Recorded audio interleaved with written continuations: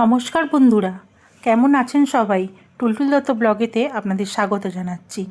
আজকে আপনাদেরকে একটি রেসিপি দেখাবো। এটি হলো এঁচোড়ের কোফতা। নতুন নতুন এঁচোড় উঠেছে, কচি এঁচোড় দিয়ে কোফতা খেতে ভালো লাগে। চলুন দেখে নিই কী করে বানিয়েছি।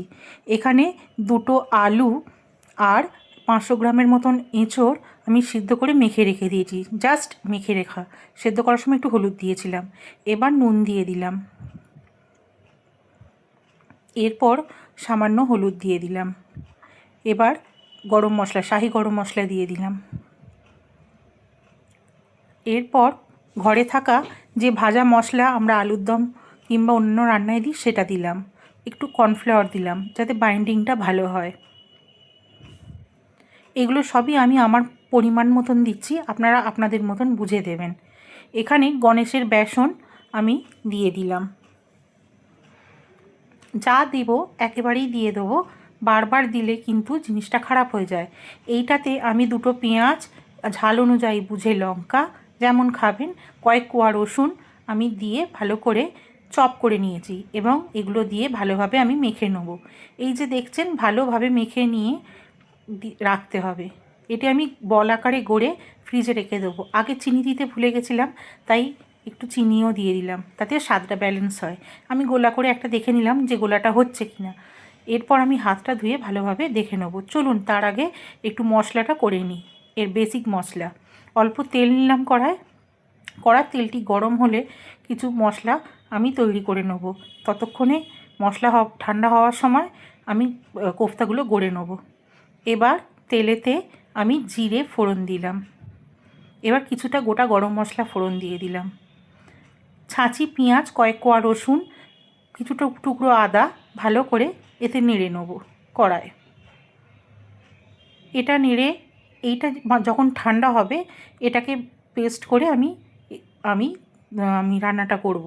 নুন দিয়ে দিয়েছি পরিমাণ মতন অল্প, ঝাল অনুযায়ী যেমন আমরা ঝাল খাই সেরকম ঝাল দিয়েছি, আর দুটো টমেটো দিয়েছি। এবার অল্প জল দিয়ে দিলাম, যেহেতু গোটা গোটা ছাঁচি পেঁয়াজ আছে তাই অল্প জল দিয়ে দিলাম। প্রথমে আমি চারমগজটা দিতে ভুলে গিয়েছিলাম, তাই এখন চারমগজটা দিলাম যাতে একটু সেদ্ধ হয়ে যায়। একটু ঢাকা চাপা দিয়ে দিলাম যাতে সিদ্ধটা হয়, তারপর আমি খুলে দেখব। 10 মিনিট পর দেখুন সব সেদ্ধ হয়ে গেছে। এবার গ্যাস বন্ধ করে একটু ঠান্ডা হতে দেবো। দেখুন কড়াই আমি আর একটু তেল নিয়ে নিয়েছি, এটা গরম হলে এবার কোফতাগুলো ভেজে নেব। আমি কোফতাগুলো বলের আকারে গড়ে একটু কর্নফ্লাওয়ার থালাতে ছড়িয়ে ফ্রিজে মিনিট 10 কি মিনিট আধ ঘন্টার মতন রেখে দিয়েছিলাম। এবার এক এক করে আমি ভেজে নেব। আপনাদের আগে থেকেই বলে রাখি, দিয়ে যেন সঙ্গে সঙ্গে নাড়তে যাবেন না, কিছুক্ষণ গ্যাসটা কমিয়ে হতে দেবেন, তারপরে আপনি নাড়বেন। আমি এক একটা ব্যাচিতে 7খানা করে কোফতা ভেজে নিয়েছি। আমি জাস্ট একটু প্যাসেজের জন্য হালকা হাতে নাড়িয়ে দিলাম, তাও খুন্তিতে আমার লেগে যাচ্ছে। আপনারা কিন্তু খুব সাবধানে করবেন, নাহলে কোফতা ভেঙে যেতে পারে। এরপর আস্তে আস্তে উল্টিয়ে নেবেন। দেখুন এক পিঠ হয়ে গেছে, আর এক পিঠ করে নেব। খুব সাবধান হাতে করে নেবেন। আর গ্যাসের ফ্লেম এই সময় হাই থেকে লোয়ের মাঝখানে মিডিয়ামে থাকবে। দেখুন কি সুন্দর লাল লাল করে এক পিঠগুলো হয়ে যাচ্ছে, আর এক পিঠগুলো লাল লাল করে ভেজে আমি কোফতাগুলো ভেজে তুলে রাখবো। এইভাবে কোফতাগুলো ভেজে আপনি ফ্রিজে রেখে দিতে পারেন কন্টেনার করে। হ্যাঁ, অবশ্যই ডিপ ফ্রিজে রাখবেন, এটা থাকবে অনেক দিন। পরে যখন করবেন তখন আবার আপনি গ্রেভিটা করে নিয়ে তৈরি করে খেতে পারেন। জানেন তো, এটা ভাজা অবস্থাতেও খুব সুন্দর খেতে লাগে। দেখুন এক এক করে আমার হয়ে গেল ফার্স্ট ব্যাচের ভাজা।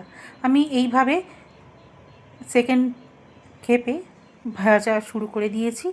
আমি 3 খেপে ভেজেছি। এক একটা খেপে আমি 7খানা করে কোফতার বল দিয়ে ভেজেছি। এই যে চামচে করে করে তেল দিয়ে ওপরে দিয়ে দিলে খুব তাড়াতাড়ি হয়ে যাচ্ছে এবং উল্টাতেও সুবিধে হচ্ছে। পারলে আপনারা এইভাবেই ভেজে নেবেন। আমার হয়ে গেল ভাজা, এটা আমার 3 শেষ খেপের ভাজা। এই দেখুন কোফতাগুলো আমার ভাজা হয়ে গেছে। এবার চলুন গ্রেভিটা বানাই। গ্রেভির জন্য কিছুটা তেলটা আমি কমিয়ে নিয়েছি, জিরে, তেজপাতা ও শুকনো লঙ্কা ফোড়ন দিলাম।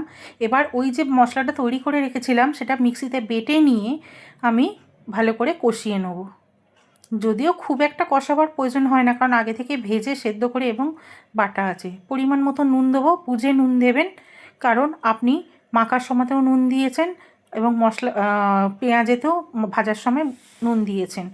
এবার টক দইয়েতে ধনে গুঁড়ো, জিরে গুঁড়ো, লঙ্কা গুঁড়ো, হলুদ গুঁড়ো, যেমন রেগুলারের মশলা দিয়ে ভালো করে ফেটিয়ে নিয়ে ভালো করে নাড়তে থাকতে হবে।